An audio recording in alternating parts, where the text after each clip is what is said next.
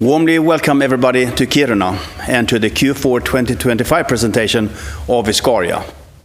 2025 has proven to be another extremely eventful year, and we are looking forward to a couple of eventful years. So of course, the highlight for 2025 was when our environmental permit gained full legal force on April 16.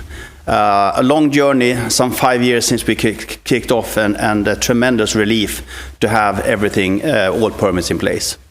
That was followed up that we released our feasibility study on May the 8th, and also a significant resource upgrade.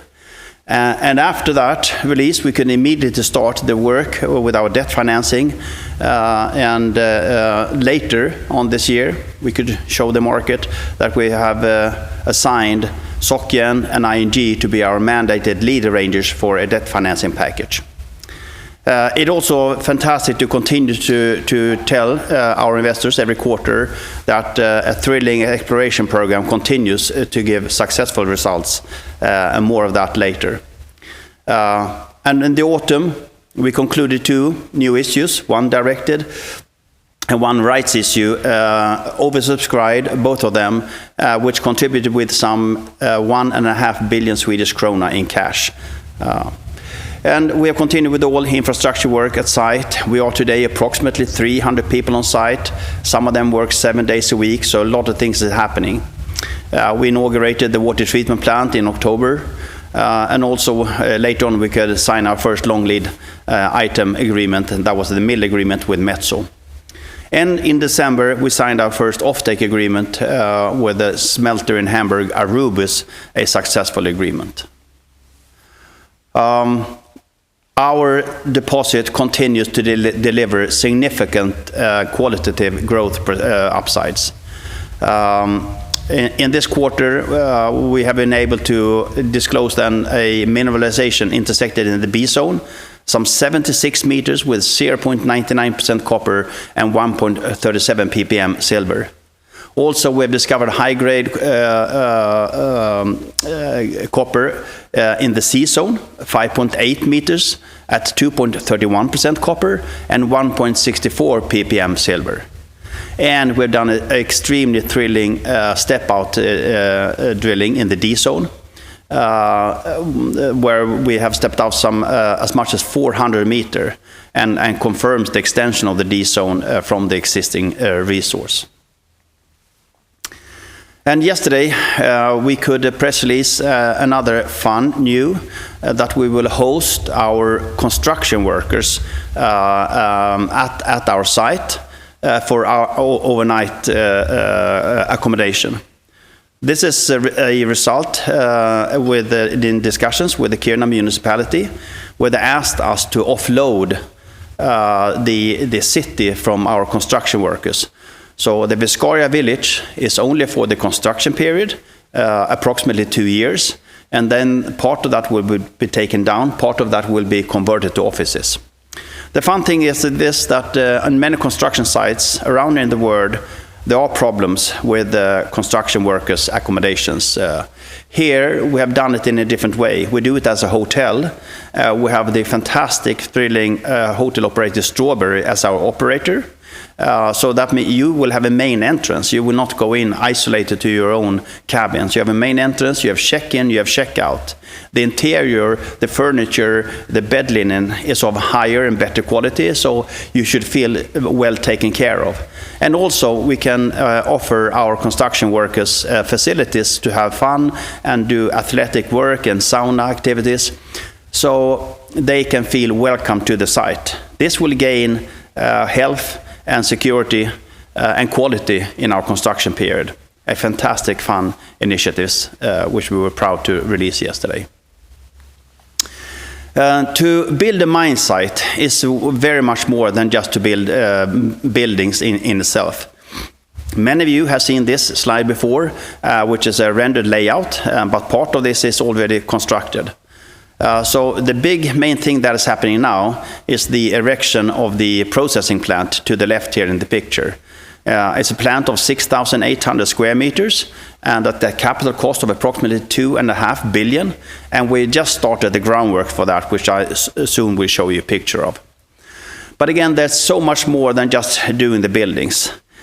This is just a picture of how many massive of rock, moraine, and soil and boulders that we need to transport every year in order to make foundation works for the buildings, roads, logistical entrances for the mine openings, etc. So last year we transported more than 900 million cubic meters of rocks, moraine,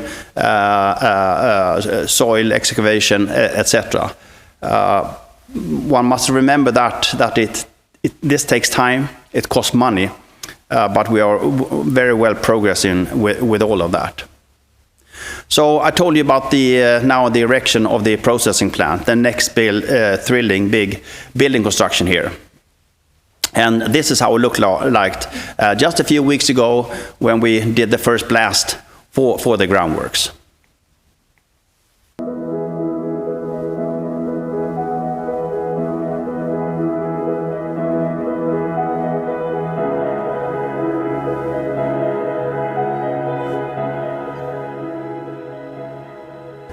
Alla hörselkåpor på. Ja.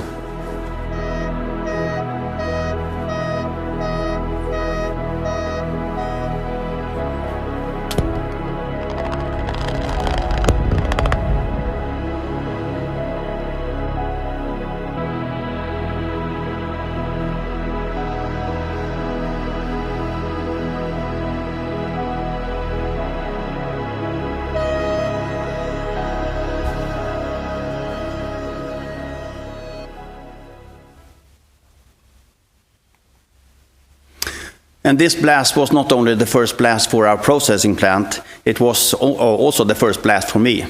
And you ask me how it was. It was, of course, fun to do it. Most fun to be part of this extremely skilled and experienced team that is helping with all these construction works. All of them are in Kiruna or near Reading Kiruna companies.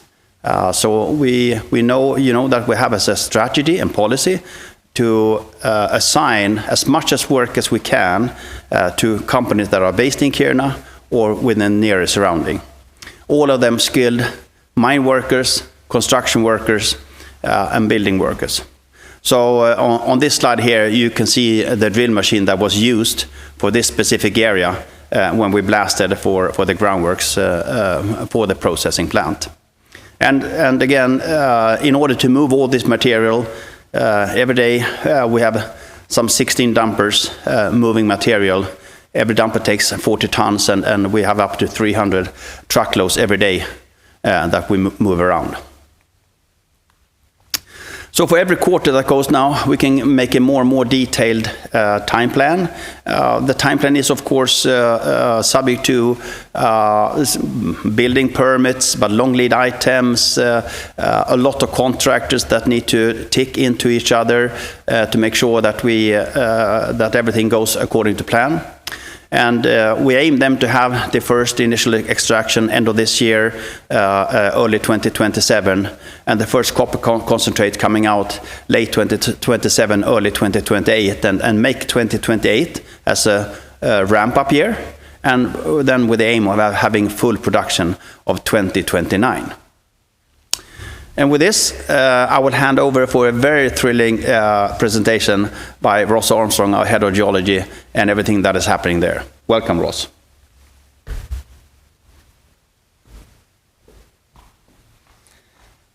Thank you very much, Jürgen, and good morning to everyone here. Following on from the resource update in May, 2025 has been a year all about maintained momentum on the exploration front. And I think this has really come to a climax during the last quarter. In total, throughout the year, we drilled 31,000 meters, and this has really been focused on the near mine setting, testing the down dip extensions of the known mineralized zones, which we can see on the cross section on the right-hand side of this slide. But for today's update, we have 3 thrilling new results to share with you today. First, from the B zone, in a previously untested gap, we've found a whopping intersection of 76 meters at almost 1% copper. In addition, in the C zone, for the first time, we've discovered high-grade copper mineralization, 5.8 meters at 2.3%. And this is in an area that's previously been deemed to be non-economic. And then finally, exploration has continued in the D zone, where a major step-out drill hole has confirmed the extension of the mineralization over 400 meters from the existing resource boundaries. So I'll talk you through today all of these exciting results in more detail, so hopefully you can start to feel why we're just so thrilled in the geology department at the moment. But before jumping into these results, I want to give a quick status update on Gran Viscaria. You can see on this map the area outlined in yellow. This is a new exploration permit which we've just been granted within the last few weeks. This area was outlined as an area of interest for us after our summer mapping campaign last year, and also due to the geophysics results we got from the drone survey carried out in an adjacent area. But without further ado, let's jump into these exploration results and zoom back into the mine setting. Starting first with the B zone, where we've really found something exceptional. So what we see here is a longitudinal section, so we're looking along the strike length of the B zone, and the coloration comes from grade times thickness. So what this means is that the hot colors, the red and pink and purple, these represent areas with the thicker and higher grade mineralization. You can see in the bottom left of this section, the B zone deep. That was a discovery we made during 2024. But the drilling of this discovery left a gap in the resource, in the mineral resource model that had previously not been tested with drilling. And that was until now. Drill hole 25013B was drilled in the exact middle of this gap, and the results are just outstanding. 76 meters at almost 1% copper, and within this, higher grade intervals as well, including 12 meters at 1.5% copper and 2 ppm of silver. And it's worth noting this correlation that we're seeing as well, with the elevated copper grade coming with higher silver tenors as well. Let's put this result into context. So the average thickness of mineralized zones in Viscaria ranges between 10 and 15 meters. If we compare that to the over 75 meters in this intersection, then we're looking at mineralization over 5 times thicker than average. So this is really just another scale to the system here.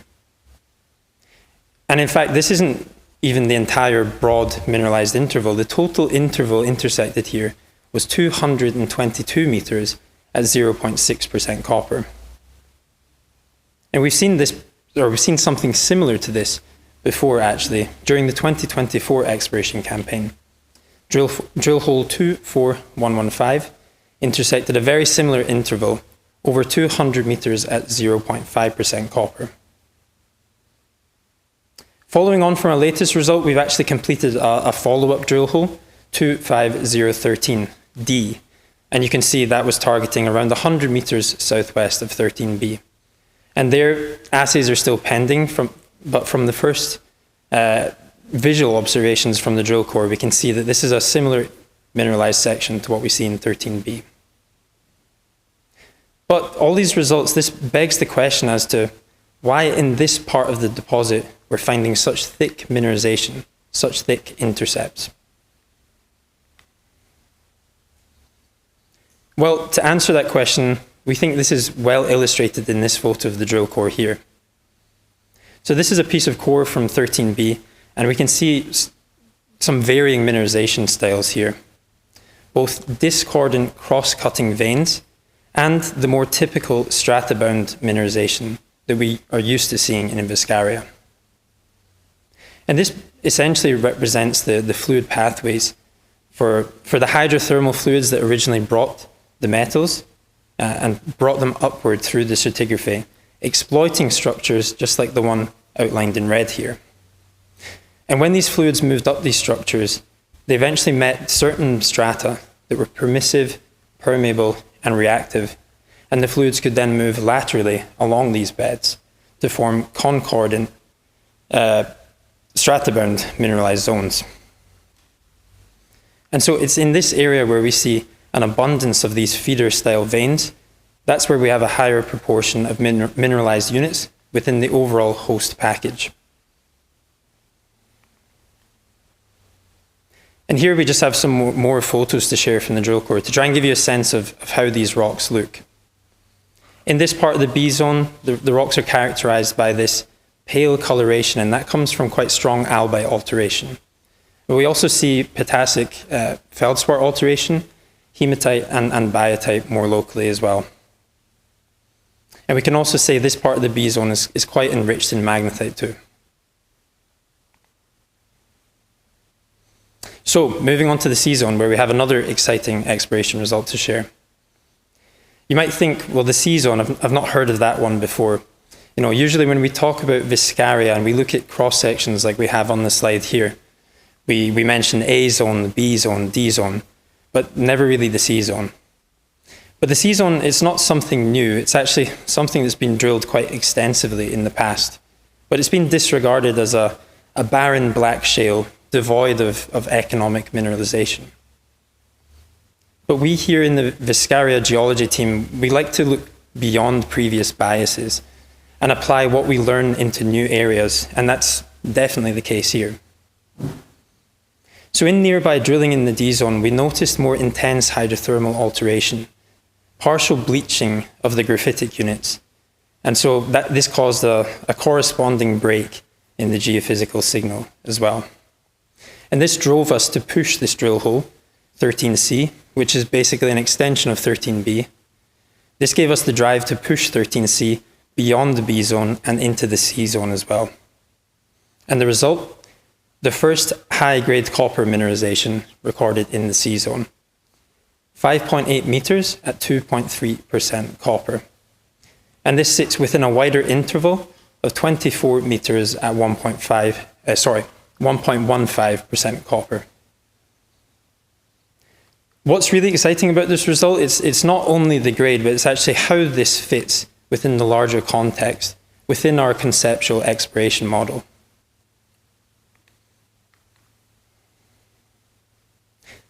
Here we see a plan view of the Viscaria, so we're now looking down on the mineralized zones. And we have the drill hole 13C still here for reference as well. The backdrop to all of this is data from the magnetotelluric survey. And you can see in the warm colors, the red and pink, the high conductivity signal from formational conductors in the A zone and the C zone.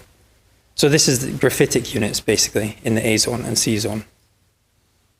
And if you follow the response from these formational conductors towards the southwest of the deposit, you can see that there's a distinct and sudden break. And it's exactly here that we've been drilling, and we've seen in the drill core the reason for this.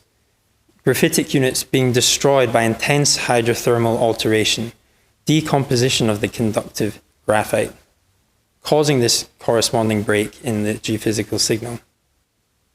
And we see it as no coincidence as to, the fact that we're making all of our latest discoveries, the ABBA zone, the B zone deep, and now this mineralization in the C zone. These are all located at around 1 kilometer depth in this same corridor. Here we think we're beginning to define a major feeder zone, a zone of hydrothermal upflow. It's a northwest-southeast striking structural corridor hosting intense hydrothermal alteration and conducive conditions for the formation of several stacked high-grade mantos. So, thrilling results so far in the B zone and C zone. We'll round this up with a new update from the D zone as well. So if you've been following along our previous quarterly updates, you'll recognize this image, which again, it's a longitudinal section of the D zone mineral resource with grade thickness color contours. The black dots around the bottom, these represent our step-out drill holes during 2025. And all of these holes successfully hit mineralization, both along strike and further to depth. But where I'd like to draw your attention is to the bottom left of this image, drill hole 24036.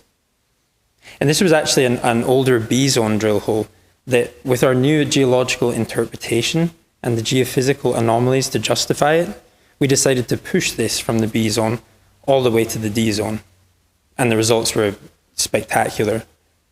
Assays are still pending, so we wait for those, and that's something to look out for in the future. But we've hit the mineralization over 400 meters from the existing resource boundaries. So what does this mean? Of course, this means we've opened up a huge space for resource expansion in the D-zone. Potentially, we've outlined the down plunge extension of this southern shoot. And really, I think we're just reiterating the scale of the system that we're now chasing. So I'll wrap this up by summarizing our new results from Q4.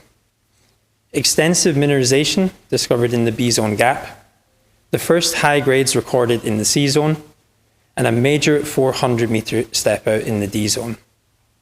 All of this points towards future resource growth, and we're excited to continue that exploration into 2026. On the right-hand side of this slide, you see another cross-section of the deposit, where we can see the drill holes that we've been discussing today, the mineralized zones, and then the backdrop to this is now a slice of the magnetic inversion, which is another tool, another model that we use to guide the exploration. The main message I want to give you from this is that Viscaria remains open, and according to the geophysical indications, this deposit has extremely deep roots. We can see in the magnetic response from the D zone, as well as from B, ABA, and A, the magnetic signal extends beyond 1.5 kilometers depth, beyond the depths that we're currently exploring. And on top of that, we have several other conceptual targets that we're still yet to test. So, looking ahead, we are aiming to maintain this momentum and continue into 2026. And already we have 3 drill rigs continuing to operate in the near mine setting. Furthermore, preparations are well underway for the reflection seismic survey, which will take place during the summer of 2026. And in that, we're aiming to map the down dip extensions of reflectors, both known mineralized zones and hopefully new mineralized zones as well as mapping the overall controlling structural architecture for the deposit. Well, what more to say? I think some really exciting results today, and I hope you follow along in the future during the next quarterly updates. So thank you very much for listening. And on that note, I'll hand the word to Frida.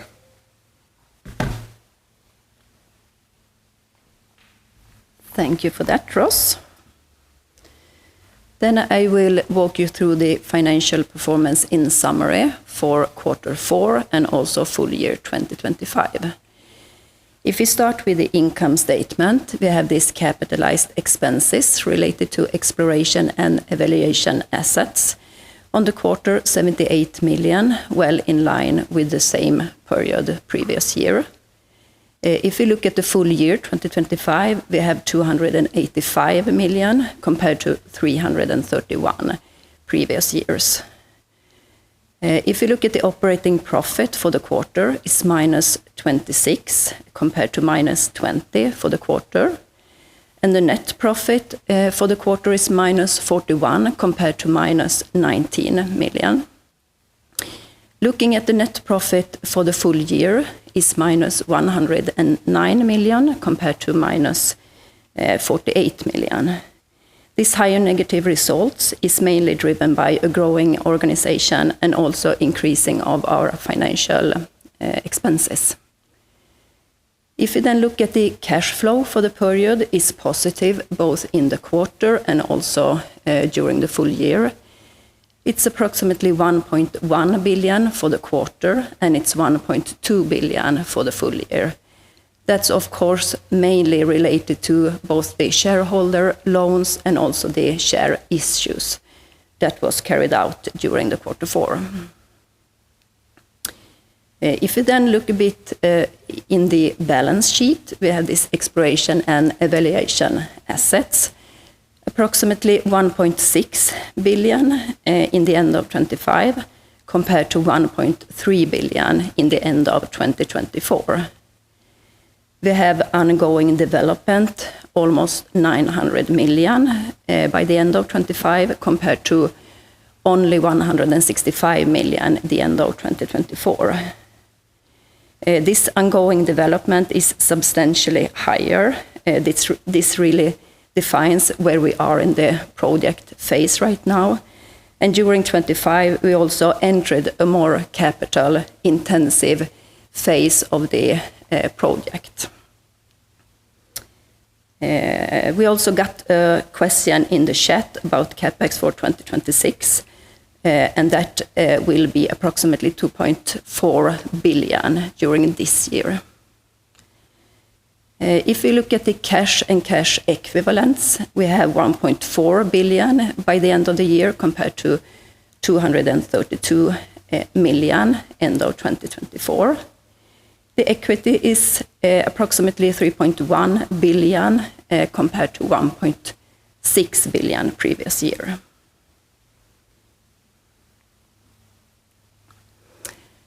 So we are in a really good, solid financial position by the end of 2025, primarily due to these share issues that were carried out during Q4. The cash proceeds from our directed issue was 800 million, and the right issue generated approximately 738 million after the conversion of the shareholder loan. This ended up in a cash position of 1.4 billion. Of this 1.4 billion, we have allocated 141 million for deposit for our closure costs, which means that we have available funds of 1.266 billion Swedish krona by the end of the year. If we then look a little bit on the debt side, 118 million of the shareholder loan was converted during December, which means that the remaining part of our shareholder loans are 654 million, and that's included the accrued and capitalized interest as well. If you then look a bit about the funding requirement of the project, we estimate it to be a mix of debt and equity, approximately 60-40. We are continuously updating our calculations based on new terms, new conditions, new decisions in the project. This will, may and probably will impact our CapEx and the OpEx, but we don't see any major deviation according to our base calculations.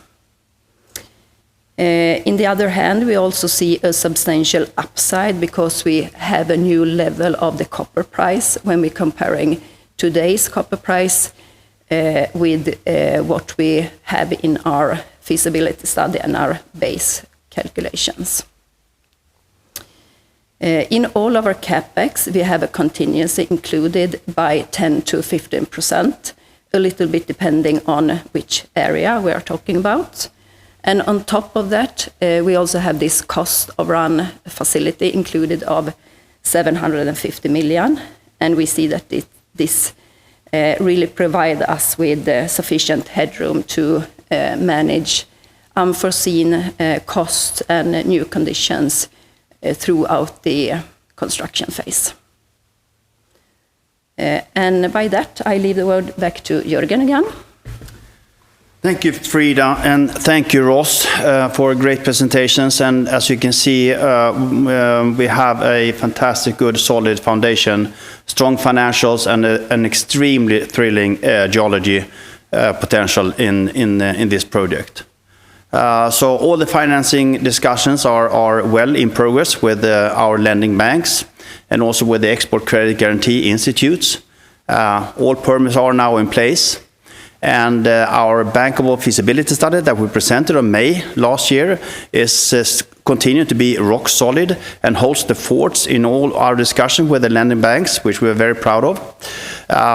and we are continuously doing infrastructure investments. 1/3 of the site approximately is today constructed, and 2/3 then is left. And the team is constantly growing as well, with experienced people, not only from Sweden, but international as well, with experienced miners. So with a summary, I would like to invite Charlotte Stjärngren to the scene here and conduct our Q&A session. Welcome, Charlotte. Thank you, Jörgen. It's always nice to be here. So a lot has been happening since we met last time. What are you most proud about in this quarter? I have a hard time to single out one specific item because there are so many people that work so hard. As I told you before, we are approximately 300 people logging into the site every day. Not that many during the weekdays, weekends, but we have people here on the weekends as well. And it's such a fantastic atmosphere, not only among our own employees, among the consultants, but also the different subcontractors. So it would be unfair to pick out a certain element that to be proud of. I am proud of the progress that we see every week, every month of constructing the site. To construct a site like this is of course not just tailwind. There are challenges, if not only every day, but every week, the things that pops up. But to have a problem-solving atmosphere constantly with people that are taking on those challenges, that is a fantastic feature that we can see at our site. So I was thinking you would talk about the geology. I mean, as I told you, the geology perspective that Ross talked about today is just fantastic. This is by far Europe's most overlooked copper deposit, period. And I think it soon will be proven to be to have a place as Europe's most fast-growing copper deposit as well. But I also want to highlight everybody else's work here. It's so important to keep that atmosphere because we are a strong team only due to the fact that we are evaluating each other for every bits and pieces that we're contributing to in this project. We're going to talk a lot about what's happening on the site, but we have questions from the web. Please continue to write your questions. And there is one on the geology. Christian Kopfer is wondering, when can we potentially see a new resource update? We hope that we can do that later this year. I don't want to promise that today still, because now it's extremely important that when we do the mineral resource upgrade, that they are substantial, qualitative, and they can not only just show a certain small piece, but we want to really be able to describe the big picture in a qualitative way. But we're doing our utmost, and as Ross told you, we are 3 exploration drill rigs drilling 24/7, and all results are extremely thrilling. So let's come back in the next quarterly report with a more precise judgment of this. And all of this parallel tracks happening on the area now. We have the water treatment plant, we have the processing plant, and also when they are steering when you can open the mine. You're saying,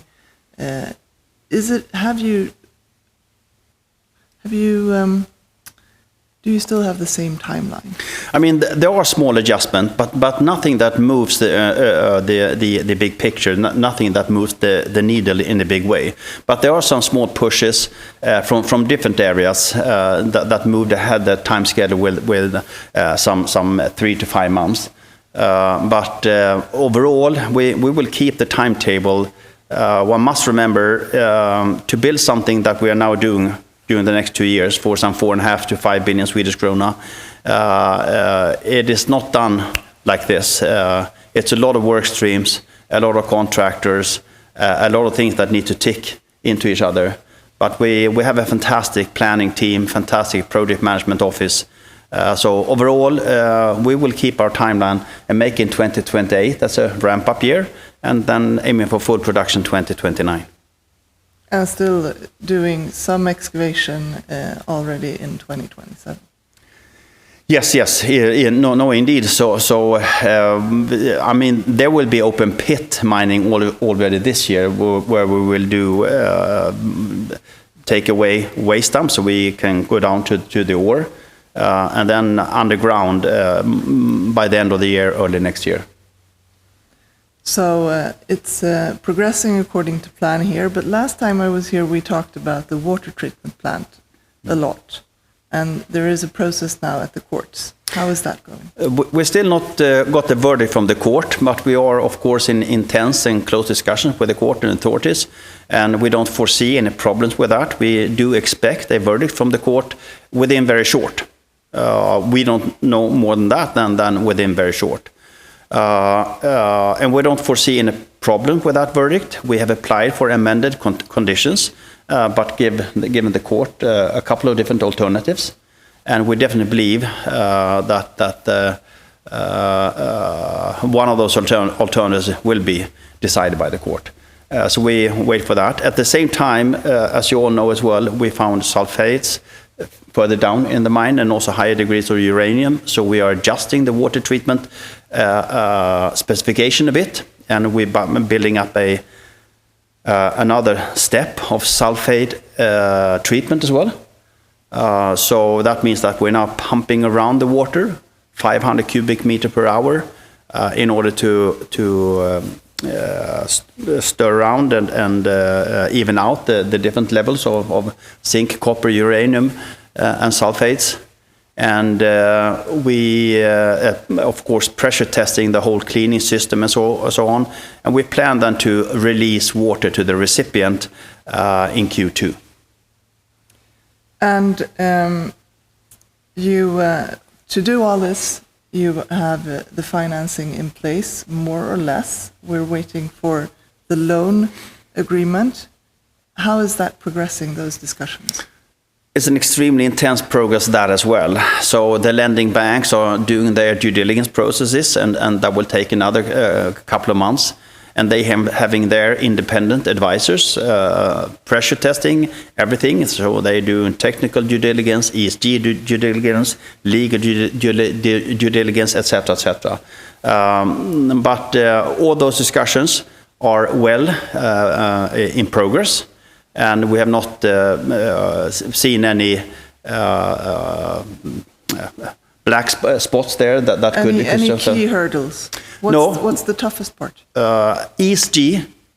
We're talking about the international banks, and they are, for natural reasons, extremely keen to make sure that we are engaging in the right way with all type of stakeholders, municipality. People, the municipality as such, all authorities, indigenous people, etc., etc. ESG is a very, and should be, tough area to go through in the DD, but we are doing well there as well, as you know, the Viscaria project. Have you received any indicative terms, or what can you say? We are negotiating long form term sheets with the lending banks, but it's too early today. But again, everything is well in progress, and we aim to close the debt financing by the end of Q2 this year. Still, so that timeline really holds steady. Yes. And you have said so far that an additional then approximately 1.2 billion is needed. Is that still the case? Yeah, that is indeed still the case. As you heard here from Frida, of course, I mean, we do constant now calculations because we're getting somewhat adjusted tenders in from suppliers and so on. We have somewhat a cost inflation as well. Some of the foreign purchases are a bit then counteracted by stronger Swedish krona in our favor.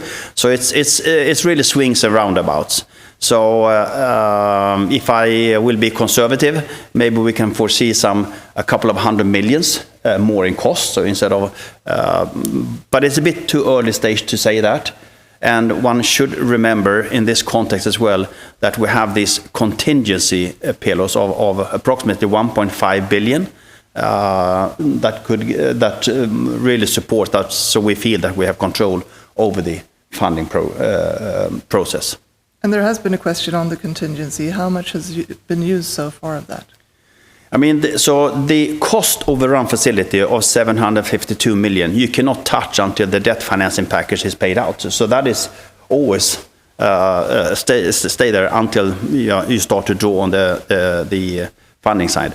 Of the contingency in the initial capex and the sustaining capex, also approximately 750 million.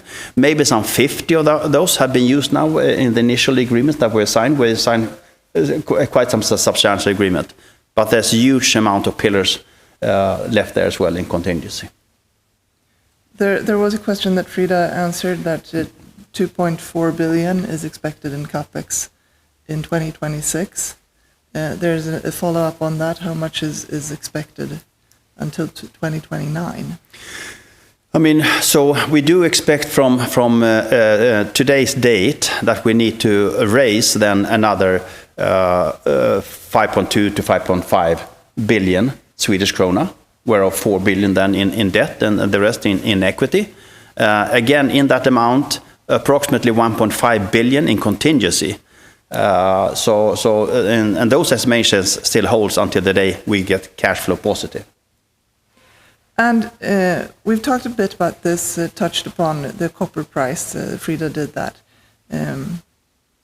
It's much higher now than before. How does that affect you? I mean, it really affects us in a good way. One should, however, remember that the debt financing package and the lending banks, they are using a lower copper price than we're having even in our bankable feasibility study. So they are using a price lower than 9,500 to make sure. And we ourselves, we have the financial model still at 9,500. Of course, we can allow ourselves to moderate maybe a copper price around 11,000 now to see in the longer term. But we are still not even using the 13,000 that the market is today. And another positive is the precious metals, like gold and silver prices have also gone up. Will that affect your figures? I mean, in the offtake agreement with the rubies, both gold and silver are payables. We have decided not to put that into our financial models yet, because it's mainly the silver that we can see contents of in the size, so we can get payable. We will save that to have as a bonus when we start to ship our first concentrate. But again, both silver and gold are payable in our agreement with Arubis.